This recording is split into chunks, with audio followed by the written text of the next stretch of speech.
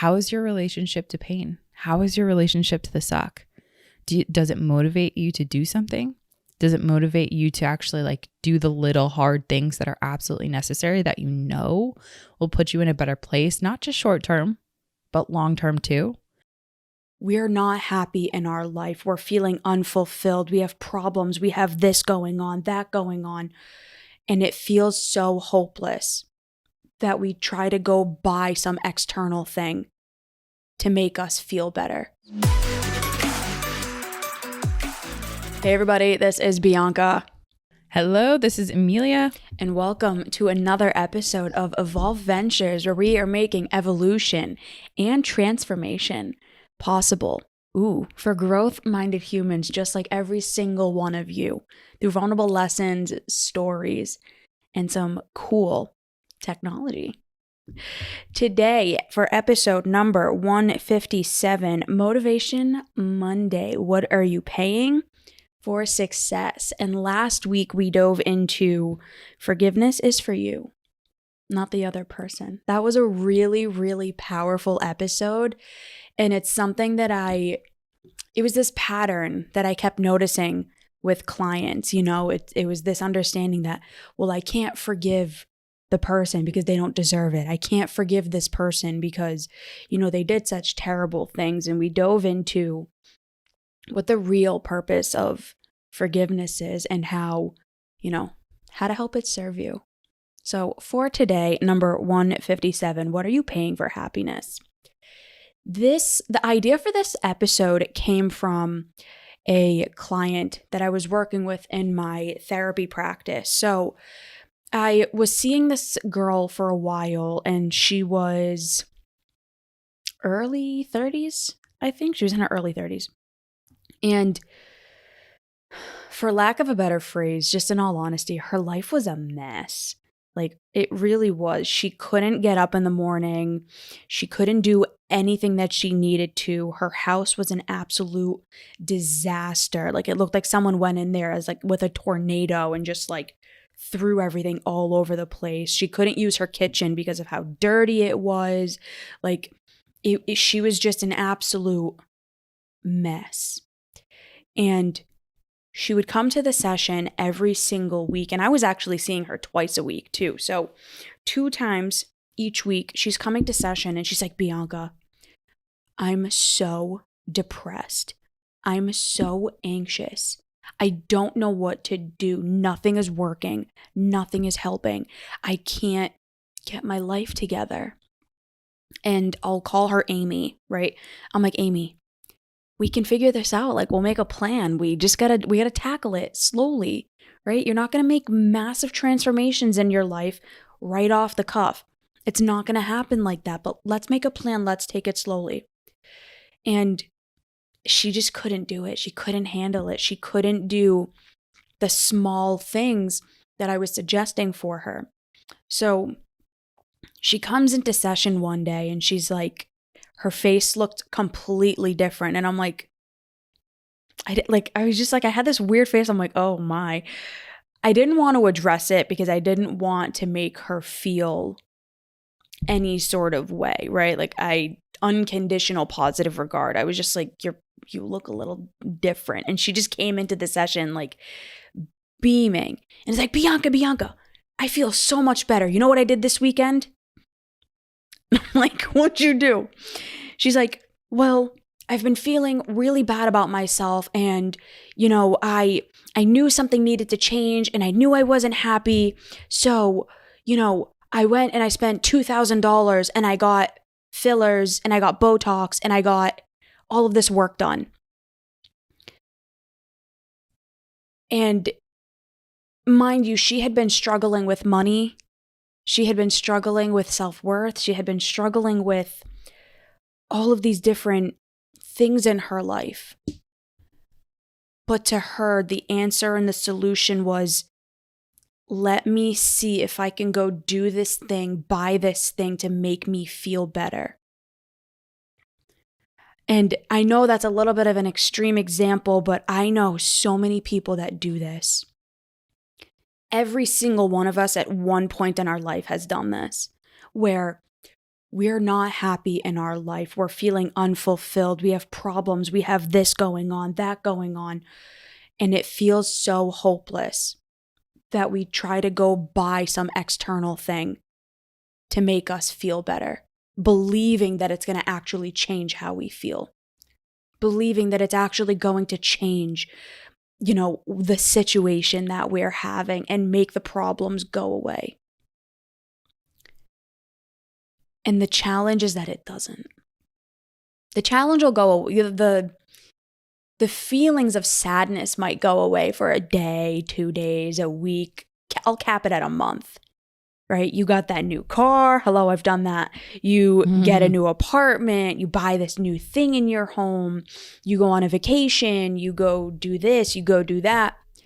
And you feel good for a little bit until the anticipation and the excitement and the dopamine starts to go down from the excitement of having that new thing.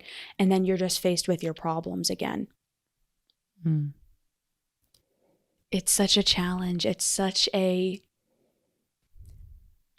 touchy point, because I think the reason we do this is that we're scared that there's nothing we can do. So we're just looking for something to feel better. Would you agree? Like, what is your perspective on this, Em?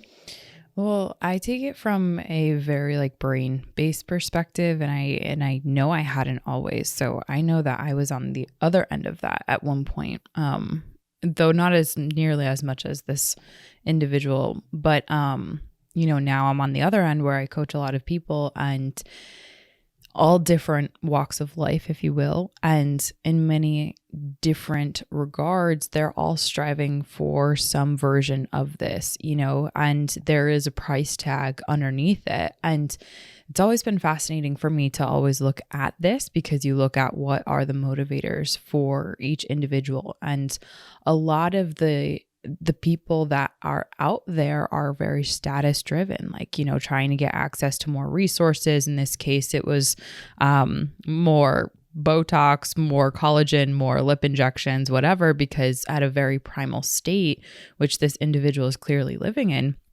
trying to gain access to mates or to whatever it is. It's a very primal motivator. And there's this thing called the anticipatory circuit in our brains, which is a really, really important part of our brains for all of us to be aware of, especially on this Motivation Monday, right? Because it's like that we can't help but, I would say, ignore that part of us, that unevolved aspect of humans, to where we want to put a carrot on a stick and we want to be able to work towards that. So what does that actually mean? When you get into the day, so it's Monday for y'all who are listening to this, right? And just to kind of grudge through your day, because Mondays are typically groany for a lot of people. Hopefully, if you've been listening to the show long enough, you are really loving and anticipating listening to our Monday episodes, which hopefully gets you excited. But if it's a Monday, you might feel groggy, and then you have something that's at the end of the day that you have to look forward to.